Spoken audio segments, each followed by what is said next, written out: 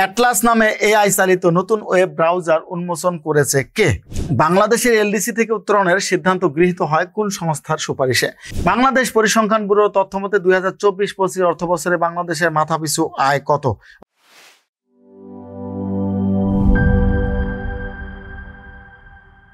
প্রিয় চাকরি প্রত্যাশী সবাইকে বিদ্যাবাড়ি ইউটিউব চ্যানেলের পক্ষ থেকে স্বাগত জানাচ্ছি। আমি শাওন মুস্তফা। আজকে মূলত আমাদের সাপ্তাহিক আপডেট বুলেটিনের 18তম পর্ব। আর এই পর্বে আমি আপনাদেরকে কিছু গুরুত্বপূর্ণ, খুবই অতি গুরুত্বপূর্ণ কিছু প্রশ্ন নিয়ে আলোচনা করব। আশা করি এগুলো আপনাদের সামনের পরীক্ষার জন্য খুবই ভালো কাজে দেবে এবং কমন পড়বে। পাশাপাশি আপনাদের বিগত যে পরীক্ষাগুলো হয়েছে সেগুলোতে আপনারা এখান থেকে কমন পেয়েছেন কিনা অবশ্যই কমেন্টের মাধ্যমে জানানোর চেষ্টা করবেন। কে কোথায় থেকে দেখছেন এবং আমাদের এই লাইভটা আপনার ঠিক কতটা উপকার আসছে এটা অবশ্যই কমেন্টের মাধ্যমে জানানোর চেষ্টা করবেন। ওকে, তাহলে আমরা আজকের সাপ্তাহিক আপডেট বুলেটিনের 18তম পর্বে আপনাদেরকে নিয়ে বেশ কিছু প্রশ্ন আলোচনা করার চেষ্টা করব। প্রথমে যদি আসি, joint comprehensive plan of action থেকে যুক্তরাষ্ট্র বেরিয়ে আসে কবে? দেখেন, এটাকে যদি এক বাক্যে বলা যায় যে JCPOA, এটার পূর্ণরূপ হচ্ছে JCPOA, যে এটা থেকে বেরিয়ে আসে যুক্তরাষ্ট্র কবে। এটা যদি আমি সহজভাবে বলি, কম্প্রিহেন্সিভ প্ল্যান যেটা বলা হয় থাকে, অর্থাৎ প্রতিরক্ষা ব্যবস্থা থেকে মূলত যুক্তরাষ্ট্র বেরিয়ে আসে কত সালে এটা বলা হচ্ছে। অর্থাৎ কয়েকটা দেশ মিলে, এখানে 6টা দেশ মূলত একসাথে ছিল। কয়টা দেশ? 6টি দেশ যোগ ইরান। এই 6টি দেশ এবং ইরানের সাথে একটা জয়েন্ট কম্প্রিহেন্সিভ, অর্থাৎ নিউক্লিয়ার এনার্জি যেটা আছে, পারমাণবিক শক্তি, এই নিউক্লিয়ার এনার্জিকে প্রতিরোধ করার জন্য এই 6টি দেশ প্লাস ইরান মিলে একটা কম্প্রিহেন্সিভ অ্যাকশন প্ল্যান করেছিল বা এটাতে একটা চুক্তি করেছিল তারা। এই 6টি দেশ চুক্তি করার মাধ্যমে 7টি দেশ ইরান সহ চুক্তি করে মূলত তারা একটা নিউক্লিয়ার এনার্জি থেকে নিজেদেরকে সরিয়ে নেওয়ার কথা বলেছিল। কিন্তু এখানে প্রথমে যুক্তরাষ্ট্র একটা দোহাই দিয়ে বের হয়ে আসে। সেটা কত সালে যুক্তরাষ্ট্র আসে এটার কথা বলা হচ্ছে। এখন কথা হচ্ছে এর মধ্যে ঠিক কোন কোন দেশ আছে। এটা হচ্ছে 5টা শক্তিধর রাষ্ট্র, যেমন 5+1+ জার্মানি এবং সবার শেষে হচ্ছে ইরান। এই মোট 7টা দেশ। 5টা শক্তিধর বলতে যেটা বোঝানো হয় USA, UK, হ্যাঁ, ফ্রান্স, তারপর হচ্ছে চায়না এবং সবার শেষে যেটা বলা হয়ে থাকে যে রাশিয়া। হ্যাঁ, এই 5টা দেশ প্লাস জার্মানি এবং ইরান, এই 7টা দেশ মিলে মূলত জয়েন্ট কম্প্রিহেন্সিভ প্ল্যান অফ অ্যাকশনে গিয়েছিল। এখান থেকে যুক্তরাষ্ট্র বের হয়ে আসে কত সালে এটা প্রশ্ন। তার মাধ্যমে এই জিনিসগুলো আমি একটু আপনাদের ক্লিয়ার করে দিলাম। এটাও পরীক্ষার মধ্যে আপনাদের কমন পড়তে পারে বা পরীক্ষায় আসতে পারে। সো এটা তো আপনাদের একটু খেয়াল রাখতে হবে। এই জায়গাগুলো যে জয়েন্ট কম্প্রিহেন্সিভ প্ল্যান অফ অ্যাকশনে কতটি দেশ স্বাক্ষর করেছিল, এর মধ্যে নিচের কোন দেশটি এই প্ল্যানের মধ্যে স্বাক্ষর করেছে বা কোন দেশটি বেরিয়ে এসেছে, এরকম করে প্রশ্ন দিয়ে দিতে পারে পরীক্ষার হলে। সো এই জায়গাটা যদি আপনি একটু ক্লিয়ার থাকেন তাহলে দেখবেন এটা সহজ হয়ে যাচ্ছে আপনার জন্য। তাহলে এটা কত সালে বের হয়ে আসে একটা সহজ আমরা যদি দেখি যে জয়েন্ট কম্প্রিহেন্সিভ থেকে 2018 সালে যুক্তরাষ্ট্র বের হয়ে আসে। কত সালে? 2018 সালে। তারা এটা দোহাই দেয় যে ইরান তাদের চুক্তি ভঙ্গ করেছে, সুতরাং এই চুক্তিতে থাকার কোনো প্রশ্নই ওঠে না। এই চিন্তা করে মূলত তারা 2018 সালে এটা থেকে বের হয়ে আসে। কে? মার্কিন যুক্তরাষ্ট্র। 1 নম্বর প্রশ্ন, খুবই খুবই গুরুত্বপূর্ণ, এটা মাথায় রাখতে হবে। 2 নম্বর প্রশ্ন, রোহিঙ্গা শরণার্থীদের উপর লেখা স্বল্প দৈর্ঘ্য চলচ্চিত্রের নাম কি? রোহিঙ্গা জাতি গোষ্ঠীর জীবন ধারণ, তাদের জীবনাচার, তাদের বসবাস, তাদের এই যে মানবিক জীবন, এই ব্যাপারগুলো নিয়ে মূলত একটা বই লিখেছিলেন ডক্টর জাফর ইকবাল। কে লিখেছিলেন? ডক্টর জাফর ইকবাল। তার বইটার নাম হচ্ছে এ পেয়ার অফ স্যান্ডেল। কি নাম? A pair of sandal. তিনি এটা লিখেছিলেন কে? ডক্টর জাফর ইকবাল। পরবর্তীতে তিনি এটাও মূলত পরবর্তীতে চলচ্চিত্রে পরিণত হয়। অর্থাৎ তিনি এটা বই লিখেছিলেন প্রথমত, তারপর এটা চলচ্চিত্রে বা স্বল্প দৈর্ঘ্য চলচ্চিত্রে রূপ নেয়, যেটা নাম হচ্ছে a pair of sandal. So এটা দেখেন আমাদের দেশেরই রাইটার, বাট আমরা অনেকেই এই ব্যাপারটা জানি না। এই জানাগুলো যেহেতু গভীর থেকে এখন প্রশ্ন করে, সুতরাং গভীরের প্রশ্নগুলোকে আমাদের জানতে হলে গভীর থেকেই জানতে হবে। এই জন্য আমাদের এই ব্যাপারগুলোতে একটু পজিটিভলি দেখতে হবে, গভীর থেকে প্রশ্ন পড়তে হবে। তারা যেখান থেকেই প্রশ্ন করুক না কেন আমরা যেন পারি এই দিক চিন্তা রাখি আমাদেরকে এই প্রশ্নগুলো আমি আপনাদেরকে পড়িয়ে থাকি। এরপর আমরা 3 নম্বর প্রশ্নে চলে যাই। বাংলাদেশের এলডিসি থেকে উত্তরণের সিদ্ধান্ত গৃহীত হয় কোন সংস্থার সুপারিশে? এখানে দুটো সংস্থার সুপারিশে মূলত এলডিসি থেকে বের হয় বাংলাদেশ। একটা নাম হচ্ছে সিডিপি আর একটা হচ্ছে ইকোসক।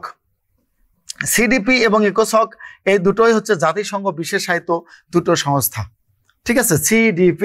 সিডিপি একটা যদি আমরা বলি, সিডিপি এবং ইকোসক এগুলোর আলাদা কি আছে, পূর্ণরূপ আছে। যেমন সিডিপি যদি আমরা বলি যে কমিটি, ঠিক আছে, কমিটি ফর ডিতে কি development policy, committee for development policy, এটা হচ্ছে সিডিপি। এটা একটা ব্যাপার, এটার মাধ্যমে মূলত কি করা হয়, এটার মাধ্যমে সরকার যেটা বা আন্তর্জাতিক অঙ্গন যেটা করে এসডিজি থেকে বের হওয়ার প্ল্যান এটা করে থাকে। পাশাপাশি যেটা করে 2 নম্বর যেটা করে এলডিসি ভুক্ত দেশগুলো থেকে বের হওয়ার প্ল্যান নিয়ে কাজ করে কে? সিডিপি। ইকোসক ইকোনমিক অ্যান্ড সোশ্যাল কাউন্সিল যেটা আমরা বলে থাকি, ইকোনমিক অ্যান্ড সোশ্যাল কাউন্সিল, এটা এক কথা হচ্ছে economic and social council. Economic and social council যেটা বোঝানো হয় সচরাচর, এটাও মূলত জাতিসংঘের একটা বিশেষায়িত প্রতিষ্ঠান। এই দুটোর সমন্বয়, এরাই মূলত এলডিসি থেকে বের হওয়ার জন্য যে দেশগুলো এলডিসি থেকে বের হবে সেই দেশগুলোকে সুপারিশ করে থাকে জাতিসংঘে যে এই দেশগুলোকে বের করে দেওয়া উচিত এলডিসি থেকে, লিস্ট ডেভেলপ কান্ট্রি থেকে মধ্যম আয়ের দেশে বা নিম্ন মধ্যম আয়ের দেশে পরিণত করার জন্য। সো এই দুটো প্রতিষ্ঠান সিডিপি এবং ইকোসক 24 নভেম্বর 2021 সালে বাংলাদেশকে এলডিসি থেকে বের হওয়ার জন্য তারা সুপারিশ করেছে, অর্থাৎ জাতিসংঘের কাছে সুপারিশ করেছে এবং জাতিসংঘ এটাকে চিন্তা করে দেখবে, দেখার পর তারা কি করবে এটা নিয়ে একটা সিদ্ধান্তে আসবে। সো এই হচ্ছে সিডিপি এবং সিডিপি এবং ইকোসকের ব্যাপারটা আমি এখানে একটু আলোচনা করার চেষ্টা করেছি। এরপর আমরা যদি দেখি পরবর্তী প্রশ্নে কি আছে, সম্প্রতি আন্তর্জাতিক শ্রম সংস্থা বা আইএলও কতটি কনভেনশনে স্বাক্ষর করেছে বাংলাদেশ? এটা যদি আমরা দেখি উত্তরে যদি দেখি 3টি কনভেনশনে স্বাক্ষর করেছে। আইএলওর বেশ কিছু কনভেনশনে বাংলাদেশ যে কটা কনভেনশন এসেছে তার মধ্যে প্রত্যেকটাতেই বাংলাদেশ প্রায় স্বাক্ষর করেছে। তার মধ্যে 3টিতে বর্তমান 22 অক্টোবর 2024 বাংলাদেশ স্বাক্ষর করেছে।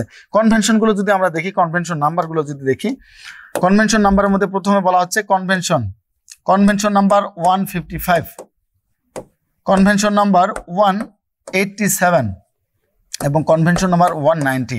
এগুলোতে ঠিক কি বলা হচ্ছে, কনভেনশন নাম্বার 155 বলা হচ্ছে কর্মস্থল, কোথায়? কর্মস্থল এবং স্বাস্থ্যক্ষেত্রে কি করা? স্বাস্থ্যক্ষেত্রে নিরাপত্তা নিশ্চিত করা, এটা বলা হচ্ছে। এই 187 নম্বরেও একই অবস্থা, কর্মস্থল এবং স্বাস্থ্যক্ষেত্রে নিরাপত্তা নিশ্চিতে কাঠামো তৈরি করার কথা বলা আছে। কি বলা আছে? কাঠামো তৈরির কথা বলা আছে। এবং 190 নম্বর অনুচ্ছেদে বলা আছে যে বৈষম্য দূরীকরণের কথা। কি বলা আছে? 190 নম্বর অনুচ্ছেদে বলা আছে বৈষম্য দূরীকরণের কথা, অর্থাৎ কর্মস্থলে সহিংসতা এবং হয়রানি, কর্মস্থলে সহিংসতা ও হয়রানির কথা বলা আছে, সহিংসতা ও হয়রানি দূরকরণের কথা বলা আছে। এই যে 3টা কনভেনশনে আমাদের স্বাক্ষর করেছে বাংলাদেশ, কারণ আমাদের বাংলাদেশের সাথে এই 3টা যে আমরা যদি আর্টিকেলের কথা বলি, কনভেনশনের কথা বলি, সেগুলো হুবহু মিলে যায়। এজন্য এটা তারা আমাদের বাংলাদেশ এই 3টাতে স্বাক্ষর করেছে বা অনুমোদন দিয়েছে। কত তারিখ? 22 অক্টোবর 2025। 3টি কনভেনশনে আমার কাছে মনে হয় খুবই গুরুত্বপূর্ণ আপনাদের সাম্প্রতিক প্রশ্ন হিসেবে এইগুলো পরীক্ষায় মনে রাখতে হবে, যেহেতু আমরা দেখতে পাচ্ছি এসডিজির ভেতরের মানে আপনার লাইন চলে আসে। তার মানে আমরা কনভেনশনগুলোকে ঠিক সেভাবে যদি চিন্তা করি, এখানেও কিন্তু দেখা যাবে যে ভিতরের লাইন চলে আসতে পারে, যে এই কনভেনশন 155তে কি বলার আছে। একেবারে ভিতর থেকে গভীর থেকে আমি আপনাদের প্রশ্নগুলো পড়িয়ে দিচ্ছি, যাতে কোনোভাবেই যেন পরীক্ষার হলে গেলে ভুল না করেন কেউ। ক্লিয়ার? সো এগুলো আপনারা কখনো পড়েছেন কিনা, কোনো বইয়ে পড়েছেন কিনা, যারা দেখেন লাইভগুলো একটু ক্লিয়ার করবেন বা একটু কমেন্ট করবে, জানাবেন যে আপনাদের আসলে কতটা উপকার হচ্ছে বা কতটা এগুলো গুরুত্বপূর্ণ মনে করছেন আপনারা। আমি আগেও বলেছি, এখনো বলি, গভীর থেকে প্রশ্ন পড়তে হবে এখন থেকে, আর গভীর থেকে আসবে। সামনে প্রাইমারি প্রধান শিক্ষকের পরীক্ষা আছে, সেগুলো আমাদের পড়ার জন্য আপনাদের এগুলো করা। কোন আন্তর্জাতিক সংস্থা বাংলাদেশে 2025 সালে ঘটে যাওয়া জুলাই বিপ্লবকে স্বীকৃতি দিয়েছে? এইখানে একটা ব্যাপার আছে, অর্থাৎ বৃহৎ একটা অর্গান এটাতে স্বীকৃতি দিয়েছে। এই জন্য যদি আমরা বলি OHCHR নামে একটা সংগঠন আছে, অর্গানাইজেশন অফ হিউম্যান যে রাইটস নিয়ে কথা বলে, এটা মূলত জাতিসংঘ এটাকে আমাদের বাংলাদেশকে এই মৌন স্বীকৃতি দিয়েছিল। কত সালে মৌন স্বীকৃতি দিয়েছিল জাতিসংঘ এটাকে, আমাদের এই জুলাই বিপ্লবকে 29 জুলাই। কত সালে? 29 জুলাই 2025 সালে জাতিসংঘ 1400+ মৃত্যুর সংখ্যা কি করে, মৃতের সংখ্যা প্রকাশ করেছিল। 1400+ মৃতের সংখ্যা প্রকাশ করেছিল জাতিসংঘ কত সালে? 29 জুলাই 2025 সালে। আর এটাকে মূলত বেস করে 21 অগাস্ট, কত তারিখ? 21 অগাস্ট 2025 সালে আমাদের বাংলাদেশের হাইকোর্ট আমাদের এই জুলাই বিপ্লবকে একটি ঐতিহাসিক দলিল হিসেবে কি করে, ঐতিহাসিক দলিল হিসেবে ঘোষণা করে। ঐতিহাসিক দলিল হিসেবে এটাকে কি করে, ঘোষণা করে কে? হাইকোর্ট। এই ধারাবাহিকতায় জন্য বলা হয়ে থাকে যে জাতিসংঘ আমাদের এটাকে মূলত স্বীকৃতি দেয় 29 জুলাই। 1400+ মৃতের সংখ্যা প্রকাশ করে জাতিসংঘ থেকে। যেহেতু মৃতের সংখ্যা প্রকাশ করে, সুতরাং বুঝেই নেওয়া যায় অফকোর্স এই জুলাই স্বীকৃতি তারা মৌনভাবে হলেও জুলাইকে স্বীকৃতি দিয়েছিল। এই জন্য এটার উপর ভিত্তি করে 21 অগাস্ট আবার বাংলাদেশের হাইকোর্ট একটা রুল জারি করে ঐতিহাসিক দলিল হিসেবে জুলাই বিপ্লবকে ঐতিহাসিক একটা দলিল হিসেবে ঘোষণা করে। এটা কিন্তু দুটা তথ্য এখান থেকে আপনারা পেয়ে যাচ্ছেন, পাশাপাশি জাতিসংঘ তথ্যটাও এখান থেকে সবাই মুখস্থ করে ফেলবেন। তাহলে দেখেন এই যে তথ্যগুলো আপনাদেরকে দিচ্ছি, এগুলো কিন্তু সচরাচর কোথাও পাবেন না। কোনো বাজারের বই বলেন বা অন্যান্য জায়গাগুলোতে এগুলো সচরাচর পাওয়া যাবে না। আমি মোটামুটি ভাবে আপনাদের জন্য যেটা করে থাকি, খুব ভিতর থেকে প্রশ্নগুলো অ্যানালাইসিস করে আপনাদের জন্য এই তথ্যগুলো কিন্তু বের করি আমি। সো এখানে কোথাও এভাবে পাবেন না সব সচরাচর এই তথ্যগুলো। আশা করি এগুলো আপনাদের কাজে লাগবে। পরবর্তী প্রশ্নে আমরা যদি চলে যাই, বিশ্বের দ্বিতীয় বৃহত্তম প্রাকৃতিক গ্যাসের মজুদ আছে কোথায় বা কোন দেশে? এটা আমরা যদি আমরা সচরাচর বলি দ্বিতীয় বৃহত্তম চেয়েছে, এখানে কিন্তু প্রথম বৃহত্তম চায়নি, তাই না? প্রথম বৃহত্তম চায়নি, দ্বিতীয় বৃহত্তম চেয়েছে। এটা উত্তর হচ্ছে ইরান। দেখেন ইরানে, আমরা ইরানকে নিয়ে যতই বা কথা বলি না কেন, ইরান কিন্তু এই জায়গাগুলোতে সেরকম রিস, মানে প্রাকৃতিক সম্পদে সেরকম রিস, এটাকে বলা হয়ে থাকে। এক্ষেত্রে ইরানকে দ্বিতীয় বলা হয়ে থাকে। এটা বলা হচ্ছে যে 3200 ট্রিলিয়ন কিউবিক ফিট, অর্থাৎ TCF মানে ট্রিলিয়ন কিউবিক ফিট, ঠিক আছে? Trillion cubic feet, trillion cubic feet মূলত কি করে থাকে, মজুদ আছে। আর প্রথম অবস্থান হিসেবে আছে কে বলেন তো দেখি? রাশিয়া। প্রথম অবস্থান হিসেবে আছে রাশিয়া। রাশিয়া মূলত প্রায় 3700 TCF ফিট বা কিউবিক ফিট হিসেবে তারা মজুদ রেখেছে, যেটা বলা থাকে বিশ্বের 20 থেকে 25% তারা ফিল আপ করে ফেলতেছে এই গ্যাসের চাহিদা। পাশাপাশি এখানে আমরা ধরে নিতে পারি বাংলাদেশে ঠিক কি রকম আছে জমা। বাংলাদেশে মজুদের দিক থেকে বলা আছে 0.10%, অর্থাৎ বিশ্বের প্রায় 46তম দেশ হিসেবে বাংলাদেশ এখানে জায়গা করে নিয়েছে গ্যাসের ক্ষেত্রে। 0.10% কথা বলা হয়েছে, যেটা আমরা 7.something যদি আমরা বলি যে এটা TCF মূলত বাংলাদেশ এটা রিজার্ভ করতেছে। আর তারা মূলত 3200 3700, সেখানে মাত্র 7। সেটা কতটুকু হতে পারে এটা আমরা বুঝে নিতে পারি। এটা আমরা বাংলাদেশ, তারপরে বিশ্বের মধ্যে 46তম দেশ হিসেবে আমরা এটাতে আছি TCF এর ক্ষেত্রে, ঠিক আছে? 0.10% আমরা বিশ্বের গ্যাসের চাহিদা মিটিয়ে থাকি। সো এগুলো খুবই গুরুত্বপূর্ণ, একটু মানে গুরুত্বের সহিত সবাই দেখার চেষ্টা করবেন। অ্যাটলাস নামে AI চালিত নতুন ওয়েব ব্রাউজার উন্মোচন করেছে কে? অ্যাটলাস নামে AI চালিত নতুন ওয়েব ব্রাউজার, দেখেন খুবই গুরুত্বপূর্ণ এবং পরীক্ষা আসার মতো। সাম্প্রতিক সময় আমরা দেখতে পাচ্ছি যে ওপেন AI এর মাধ্যমে যা হচ্ছে এটা বলার অপেক্ষা রাখে না, অর্থাৎ সব কিছু ওপেন AI করে দিচ্ছে। এরকম একটা অ্যাটলাস যেটা আছে, অ্যাটলাস হচ্ছে ওপেন AI এর একটা নতুন ভার্সন, ব্রাউজার ভার্সন। এই ওপেন AI থেকে কোনো গ্রাহক যদি চায় এই অ্যাটলাসের মাধ্যমে তারা কি করতে পারবে, সরাসরি ব্রাউজ করে ওপেন AI থেকে অ্যাক্সেস নিতে পারবে। অর্থাৎ সম্পূর্ণ আমরা যেমন উইকিপিডিয়া থেকে শুরু করে অন্যান্য যে ওপেরা মিনিগুলো ইউজ করি, এরকম একটা অ্যাটলাস নামে ওপেন AI থেকে একটা ভার্সন বের করেছে ওয়েব ব্রাউজার। ওপেন AI যারা ব্যবহার করবে, যারা ChatGPT ব্যবহার করবে, তারা এই জ্ঞানের আহরণে, এই জ্ঞানের বিশাল একটা সমুদ্রে তারা ডুব দেবে। অর্থাৎ সেখানে আপনার উইকিপিডিয়ার চেয়ে হাজার হাজার লাখ লাখ কোটি কোটি গুণ তথ্য সংযোজিত হয়ে গেছে। ব্যাপারটা খেয়াল করেছেন আমরা কোন দিকে ঠিক যাচ্ছি, তাই না? আমরা কোন দিকে যাচ্ছি? এই অ্যাটলাসের কাজ কি জানেন? এই অ্যাটলাসের কাজ হচ্ছে আপনাকে বিপদ সংকেত পর্যন্ত জানিয়ে দেবে। অর্থাৎ আপনি কোনো বিপদে পড়ে গেছেন, এই ওয়েব ব্রাউজার থেকে আপনাকে এটাও একটা টিউনের মাধ্যমে জানিয়ে দেবে। আপনি কোনো তথ্য ডকুমেন্টারি যাচাই করতে যাচ্ছেন, সেটাও আপনি সেখান থেকে যাচাই করে নিতে পারবেন। আপনি কোনো বিনিয়োগের ব্যাপারে চিন্তা করতেছেন, সেটাও আপনাকে সেখান থেকে হেল্প করবে।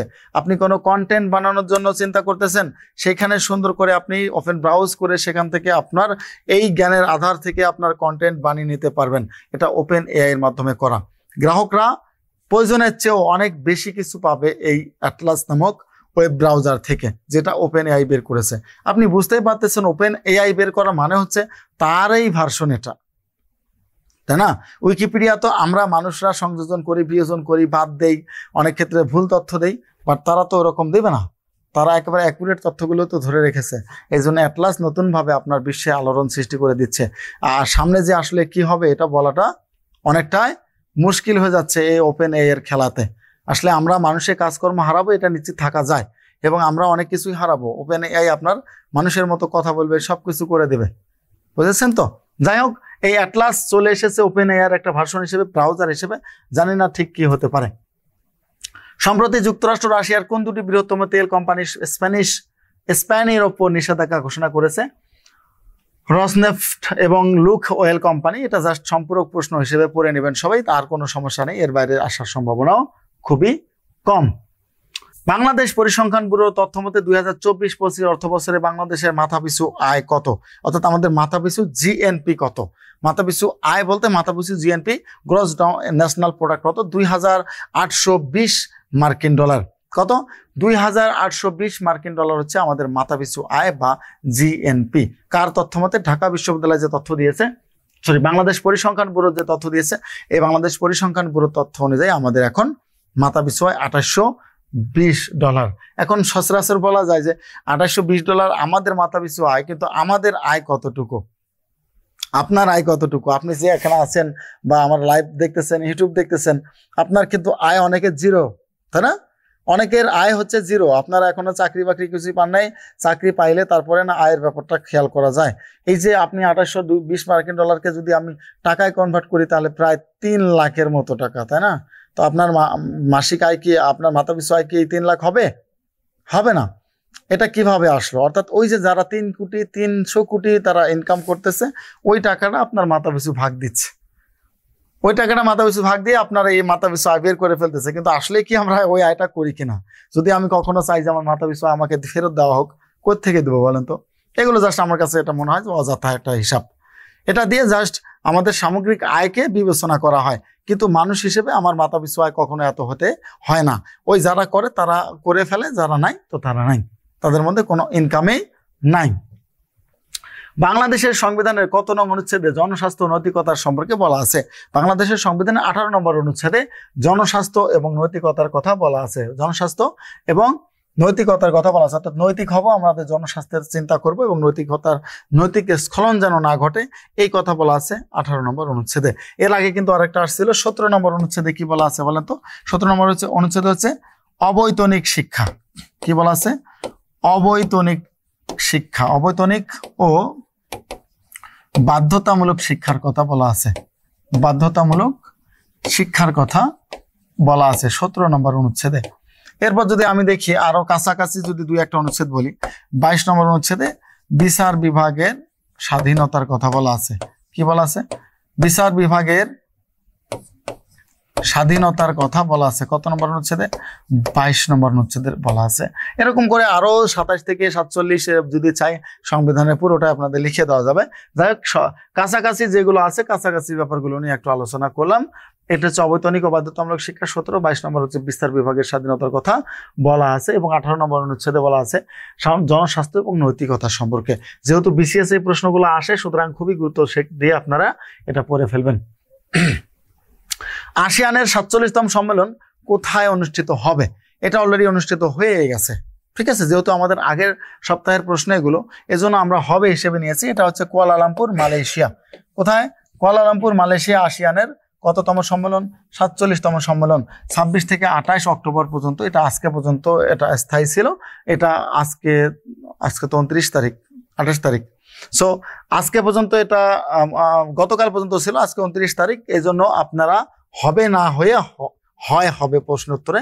আসিয়ান সম্পর্কে অলরেডি আমি বেশ কিছুবার আলোচনা করেছি, সুতরাং আসিয়ান নিয়ে আর কোনো আলোচনা করব না। শুধু এই তথ্য এবং জায়গা এবং তারিখগুলো মনে রাখবেন। সম্প্রতি বাংলাদেশের কোন স্কুল ইউনেস্কো এবং কনফুসিয়াস সাক্ষরতা ইউনেস্কো এর কনফুসিয়াস সাক্ষরতা পুরস্কার লাভ করেছে? খুবই গুরুত্বপূর্ণ একটা প্রশ্ন এটা। আমি মনে করি যে আপনাদের আসার মতো একটা প্রশ্ন এটা। সেটা হচ্ছে সিধুলাই ভাসমান স্কুল। এই সিধুলাই ভাসমান স্কুলটা ঠিক কি, কেনই বা এটা এই পুরস্কার পেল, আর কনফুসিয়াস পুরস্কারটাই বা কি? এটা আমি যদি বলি, সচরাচর এই কনফুসিয়াস হচ্ছে চীন, ঠিক আছে, চীন এটা তৈরি করেছে। চীন তাদের কনফুসিয়াসের নামকরণে 2005 সাল থেকে মূলত এটা দিয়ে থাকে, ঠিক আছে। চীন এই পুরস্কারটাই ভূষিত করে থাকে ইউনেস্কোর মাধ্যমে, তাদের কনফুসিয়াসের স্মরণে বা কনফুসিয়াসকে স্মরণে তারা এটা করে থাকে 2005 সালে। অর্থাৎ বিশ্বের যে সকল স্কুল দরিদ্র পীড়িত এবং অভাবজনিত এলাকা এবং নদী মাতৃক বা নদী পীড়িত এলাকা, নদী ভাঙন এলাকা, সেই এলাকাগুলোতে ভাসমান স্কুল তৈরি করে তাদেরকে আর্থিক সহায়তা প্রদান করে থাকে কে? কনফুসিয়াস। এই কনফুসিয়াস ইউনেস্কোর মাধ্যমে করে থাকে। সেইখানে মূলত বাংলাদেশের এই সিধুলাই ভাসমান স্কুল, যেটা মূলত চলনবিল এলাকায়, কোথায়? চলনবিল এলাকায় এটা মূলত কি আছে এলাকায়, এটা এখন চলছে বর্তমান। তবে বাংলাদেশের বিভিন্ন প্রান্তে যাচ্ছে, উত্তরবঙ্গের দিকেও যাচ্ছে। এটা কে? রেজওয়ান আহমেদ বা রেজওয়ান, এই রেজওয়ান চৌধুরী বা রেজওয়ান আহমেদ নামের ব্যক্তি মূলত এই ভাসমান স্কুল, সিধুলাই ভাসমান স্কুলের প্রতিষ্ঠাতা। তিনি মূলত এটা চীন দেশ থেকে গ্রহণ করেছে, চীন থেকে গ্রহণ করেছে এই কনফুসিয়াস পুরস্কার। এটা চলনবিল এলাকা, এক প্রকার ভাসমান স্কুল, অর্থাৎ নদী ভাঙন হোক অথবা বন্যা হোক, যত বেশি পানি হোক, স্কুল এটা ভাসমান স্কুল, পানিতে ভেসে থাকবে। সেখানে মানুষের বাচ্চাদের শিক্ষা গ্রহণটা সহজ হয় এবং এটা সরাসরি সোলার প্যানেলের মাধ্যমে অ্যাডজাস্ট করা থাকে, তাই বিদ্যুতের কোনো সমস্যা নেই। এই ব্যাপারগুলোকে, আনুষঙ্গিক ব্যাপারগুলো চিন্তা ভাবনা করে মূলত এই সিধুলাই ভাসমান স্কুলকে চলনবিল এলাকা যেটা আছে তাদেরকে কি পুরস্কার? কনফুসিয়াস সাক্ষরতা পুরস্কার দিয়েছে। এখানে প্রায় বিগ একটা অ্যামাউন্ট দেওয়া হয়, অর্থাৎ প্রায় একটা মেডেল থাকে, এরপর প্রায় $30,000 সমমূল্যের একটা পুরস্কার দেওয়া হয়। পাশাপাশি ওই চীনের কনফুসিয়াস সাক্ষরতার যে ইয়েটা আছে সেটা পরিদর্শন করার জন্য তাদেরকে ইনভাইট করা হয়। সো পুরোটা মিলে একটা ভালো অ্যামাউন্ট তারা পেয়ে থাকে। সো সিধুলাই ভাসমান স্কুল এটা পেয়েছে। অর্থাৎ সমাজের জন্য আপনি চাইলেই কিন্তু কাজ করতে পারেন, ঠিক আছে।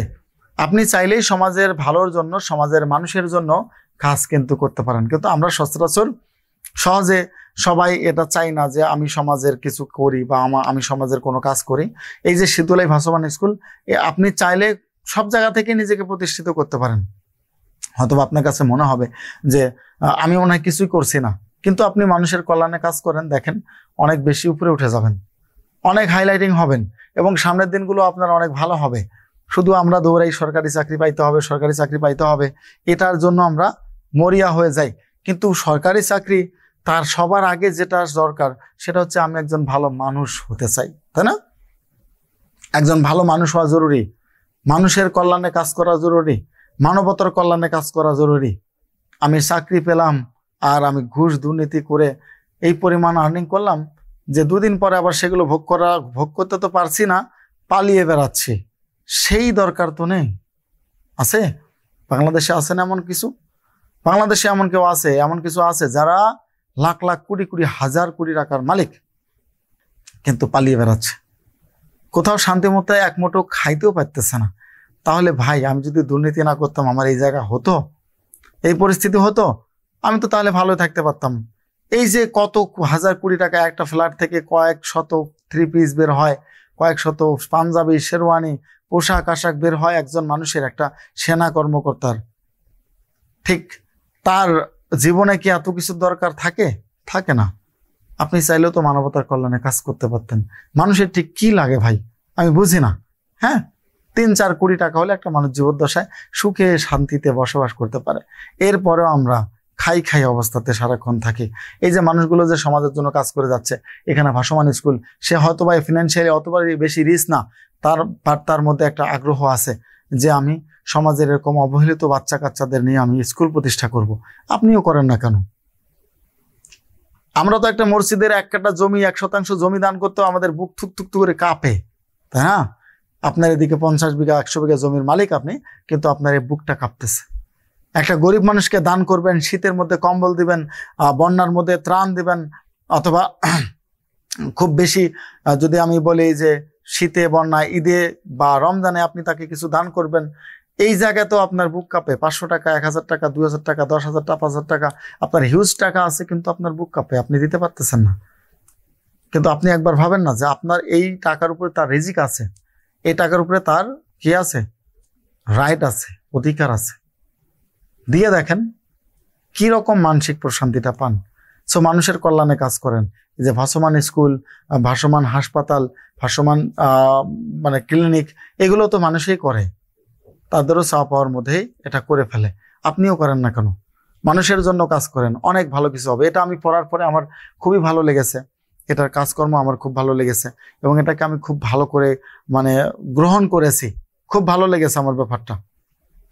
যাই হোক, এটা হচ্ছে কনফুসিয়াস পুরস্কার তিনি পেয়েছেন। পুরস্কার পাওয়ার ব্যাপার না, সেখান থেকে স্বীকৃতি পাওয়াটাই হচ্ছে সবচেয়ে বড় ব্যাপার। 1954 সালে যুক্তফ্রন্ট নির্বাচনে জয়লাভ করলে পূর্ব পাকিস্তানের মুখ্যমন্ত্রী নিযুক্ত হন কে? একে ফজলুল হক। শেরে বাংলা একে ফজলুল হক পূর্ববঙ্গের বা পূর্ব পাকিস্তানের মুখ্যমন্ত্রী হন। কত সালে? 1954 সালে। সেই সাথে আপনারা যদি যুক্তফ্রন্টকে দেখেন, যুক্তফ্রন্ট কত সালে গঠিত হয়? 1953 সালে 4 ডিসেম্বর, তাই না? 4 ডিসেম্বর। এখানে মোট দল ছিল 4টি দল। মোট দল ছিল কতটি? 4টি দল।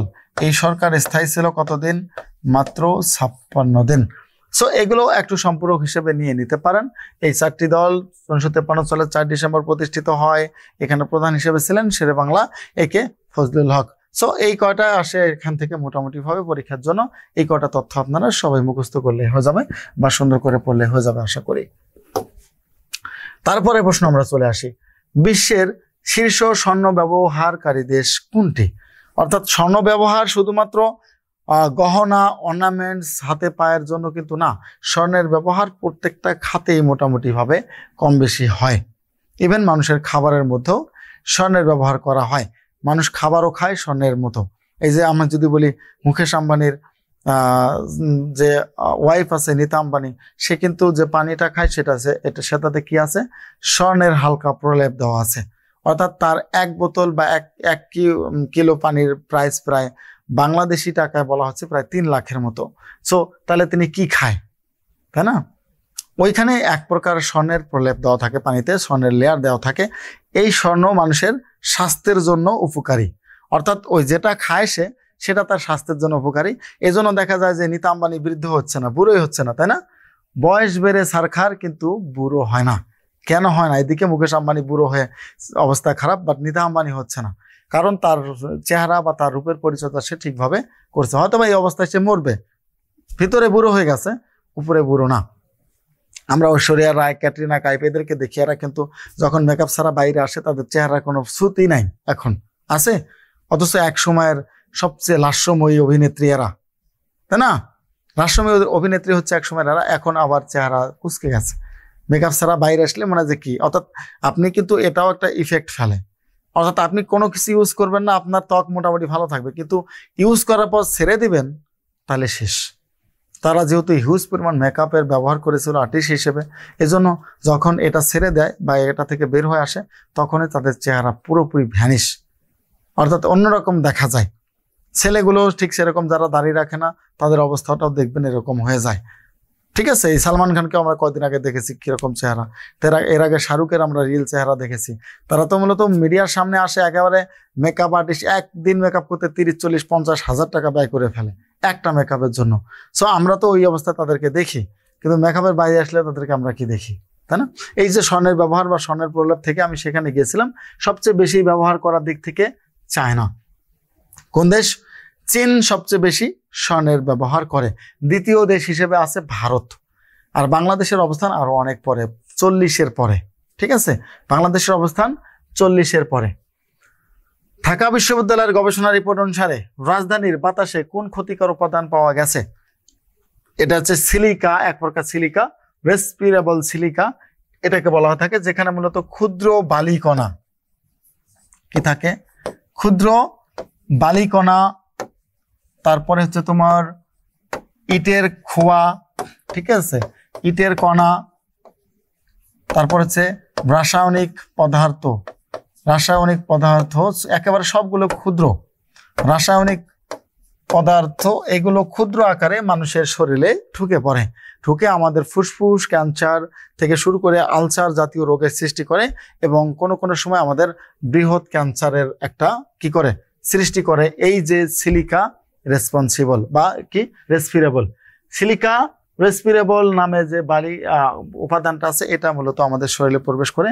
এটা ক্ষুদ্র বালিকণা, ইটের কণা বা রাসায়নিক পদার্থ, এগুলো ছোট আকারে, একবার মিহি আকারে এগুলো আমাদের নিঃশ্বাসের সাথে ঢুকে যাচ্ছে, আর এগুলো আমাদের শরীরে বিশাল রোগের সৃষ্টি করছে দিনকে দিন। এজন্য বলি যে ঢাকা শহর আমাদের বসবাসের উপযোগী নেই, ঢাকা শহর আমাদের বসবাসের অনুপযোগী হয়ে গেছে। এই শহর আসলে আমাদের না, এতটুকু একটা শহরে 4 কোটির মতো মানুষ, যেখানেই যাবেন সেখানে মানুষের গিজ গিজ অবস্থা, এমন কোনো জায়গা নাই, শুধুমাত্র নদীগুলো, খালগুলো ছাড়া খালের উপরে ঘর করে মানুষ সেখানে বসবাস করতেছে এই ঢাকা শহরে। কারণ ঢাকা শহরে কি ওরে, টাকা ওরে না, এই টাকার সুবাদে মানুষ এখানে আসছে, বাট জীবনের 12টা বাজিয়ে ফেলতেছে। গ্রামে গেলে আপনি কি পরিবেশ, কি আবহাওয়া পান আপনি নিজেও জানেন। গ্রামে গেলে আপনার ফ্যান ছাড়াও ঘুমটা ধরে, গ্রামে গেলে আপনার নিঃশ্বাসটা নিয়েও শান্তি শান্তি লাগে। অথচ আপনি যখন শহরে আসেন, দেখেন নিঃশ্বাস নিতেও নিঃশ্বাসে বাধা সৃষ্টি হয়, সমস্যা হয়, তারপরও আমরা শহরকে নিয়ে নিচ্ছি। আমাদের বাচ্চাদের ভালোর জন্য আমরা শহরে বাচ্চাদেরকে নিয়ে বসবাস করতেছি, কিন্তু বাচ্চারা যে নিঃশ্বাস নিচ্ছে, বাচ্চারা যে ভিতরে যা ঢুকাচ্ছে, পুরোপুরি বাচ্চাদের জন্য ক্ষতিকর, পুরোপুরি বাচ্চাদের জন্য এটা ক্ষতিকর হিসেবে কাজ করে যাচ্ছে। বাট আমাদের মাথায় এগুলো নাই, আমাদের মাথায় এগুলো নাই।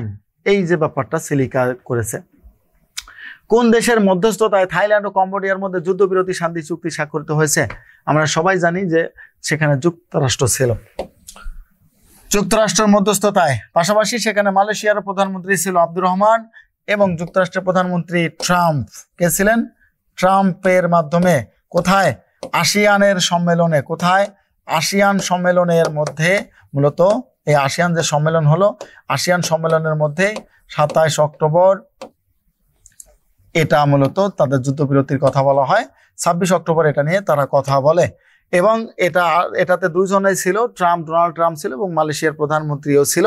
তাদের মাধ্যমে আসিয়ানের সম্মেলনের এক ফাঁকে মূলত কি করা হয়, এই যুদ্ধবিরতির চুক্তিটা করা হয় থাইল্যান্ড এবং কম্বোডিয়ার মধ্যে। সো এটাও খুবই গুরুত্বপূর্ণ, এটা মাথায় রাখবেন। কোন দেশ এটা মধ্যস্থতা করে, এটা সবচেয়ে বেশি গুরুত্বপূর্ণ। ডুরাল্ড লাইন এগ্রিমেন্ট কত সালে স্বাক্ষরিত হয়? ডুরাল্ড লাইন আমরা কম বেশি জানি, তাই না?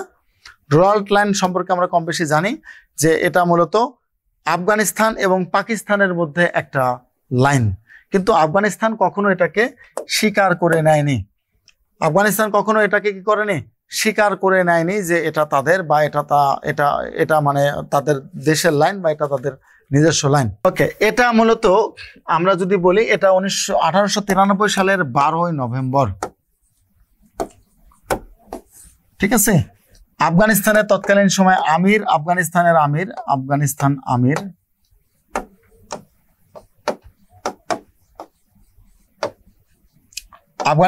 আমির এবং ডোনাল্ড, তৎকালীন সময় ডোনাল্ড যিনি ছিলেন ব্রিটিশ প্রতিনিধি ডোনাল্ডের নেতৃত্বে মূলত এটা করা হয়। ব্রিটিশ প্রতিনিধি কার নেতৃত্বে? প্রতিনিধি ডোনাল্ডের নেতৃত্বে এই চুক্তিটা স্বাক্ষরিত হয়। এর মাধ্যমে যেটা হয়, এটা হচ্ছে পাশতুন অঙ্গরাজ্য এই লাইনের মাধ্যমে বিভক্ত হয়ে যায়। আফগানিস্তানের আমির কার মাধ্যমে? আফগানিস্তানের আমির আব্দুর রহমান, এবং ভারত ব্রিটিশ প্রতিনিধি ছিলেন তৎকালীন সময় ডোনাল্ড। এই ডোনাল্ডের মাধ্যমে এটা মূলত ডোনাল্ড লাইন এগ্রিমেন্ট স্বাক্ষর করা হয় 12 নভেম্বর 1893 সালে। এর মাধ্যমে পাশতুন যে অঙ্গরাজ্য আছে, পাশতুন অঙ্গরাজ্যটা বিভক্ত হয়ে আলাদা হয়ে যায়, মাঝখান দিয়ে লাইনটা দেওয়া হয়। এটা আফগানিস্তান কোনোদিনও মেনে নেয়নি। পরবর্তী সময় যখন পাকিস্তান এবং ভারত আলাদা হয়ে যায়, তখন পাকিস্তান এবং আফগানিস্তানের মধ্যে পাকিস্তান এটা স্বীকার করে যে ডোনাল্ড লাইন আমাদের সাথে আফগানিস্তানের একটা বিভেদ লাইন বা আফগানিস্তানের মধ্যে এটা সীমান্ত রেখা, কিন্তু আফগানিস্তান আজ পর্যন্ত এটা মানে না। আর এই জন্য এই পাশতুন অঙ্গরাজ্যের সাথে এখন পর্যন্ত পাকিস্তান এবং আফগানিস্তানের মধ্যে দ্বন্দ্ব বা যুদ্ধ সংঘটিত হয়। কয়েকদিন আগেও আমরা দেখলাম আফগানিস্তান এবং পাকিস্তানের মধ্যে যুদ্ধ কিন্তু হলো, শুধুমাত্র এই পাশতুন এবং ডুরান্ড লাইনকে উল্লেখ করে। আমরা এটা শুধু যদি বলি রেডক্লিফ লাইনের ক্ষেত্রেও বাংলাদেশ, ভারত, পাকিস্তানের মধ্যে একটা দ্বন্দ্ব এখন পর্যন্ত আছে। এগুলো যে কেন করে গেছে আমি জানি না। এই লাইনগুলো প্রত্যেকটাতে তারা এক একটা কি রেখেছে, কনফিউশন রেখে গেছে। এই প্রত্যেকটা লাইনগুলোতে তারা এক একটা বাজে রকমের সিস্টেম রেখে গেছে, যেগুলো আজ পর্যন্ত আমাদেরকে ভোগাচ্ছে, আমাদের এই মুসলমান দেশগুলোকেই মূলত ভোগাচ্ছে আজ পর্যন্ত। সো এটা দরকার ছিল না আমার মতো হয়। সো এই সম্পর্কে আমি বিস্তারিত একটু তথ্য দেওয়ার চেষ্টা করেছি আপনাদেরকে, আশা করি এগুলো পরীক্ষার জন্য কাজে লাগবে। এই মোটামুটি আজকে আপনাদের সাথে আমার আলোচনার বিষয়বস্তু ছিল। আমাদের প্রত্যেকটা কোর্সে বর্তমান ভর্তি চলমান, এছাড়া আমাদের NTRC এর আপনাদের যে নতুন নিয়মে পরীক্ষা চলছে, এই নতুন নিয়মে পরীক্ষা পদ্ধতির নিয়মে আমাদের শিক্ষক নিবন্ধনের জন্য MCQ টাইপ, সাবজেক্টিভ এবং বিষয়ভিত্তিক লাইভ গুরুত্বপূর্ণ বিষয়ভিত্তিক যে কোর্সগুলো আছে, এই কোর্সগুলো আমরা অলরেডি রান করেছি। আপনারা চাইলে যোগাযোগ করতে পারেন আমাদের এই নাম্বারে ভর্তি করার জন্য। খুবই কম মূল্যে আমাদের ভর্তি চলছে, চাইলে ভর্তি হতে পারেন। আমি যদিও কখনো আমার লাইভে কোনো অ্যাডভার্টাইজ দেই না, আপনাদের উপকারের জন্য বলছি। সামনে নিয়োগ বিজ্ঞপ্তি আসছে, আর এটার জন্য খুবই কম সময় পাবেন, এজন্য চাইলে আপনারা ভর্তি হয়ে যেতে পারেন। আপনার সাবজেক্টগুলো www.vidyabari.com এ ঢুকলে, ওয়েবসাইটে ঢুকে দেখবেন আপনার সাবজেক্ট কি আছে কিনা ওখানে, এই সম্পর্কে ভর্তি হয়ে যান। আরেকটা গুরুত্বপূর্ণ তথ্য দিয়ে দিচ্ছি, আপনাদের সামাজিক বিজ্ঞানে যারা যারা আছেন, আগে 7টা সাবজেক্ট ছিল আপনাদের স্কুল লেভেলে, আরো নতুন করে 5টা সাবজেক্ট সেখানে যুক্ত হয়েছে। যারা আমার লাইভ দেখতেছেন, যদি ওই সাবজেক্টে থাকেন আপনারা ইনক্লুড হয়ে যেতে পারেন, কারণ এখন আপনাদের সাবজেক্ট একেবারে সেখানে অ্যাপ্রুভড আছে সামাজিক বিজ্ঞানে। এর মধ্যে প্রথম হচ্ছে লোক প্রশাসন, দ্বিতীয় হচ্ছে আন্তর্জাতিক সম্পর্ক, 3 নম্বরে দর্শন, 4 নম্বরে মনোবিজ্ঞান এবং 5 নম্বরে নৃবিজ্ঞান। এই 5টা সাবজেক্ট নতুন করে সামাজিক বিজ্ঞানের বাকি 7টা সাবজেক্টের সাথে যোগ করা হয়েছে।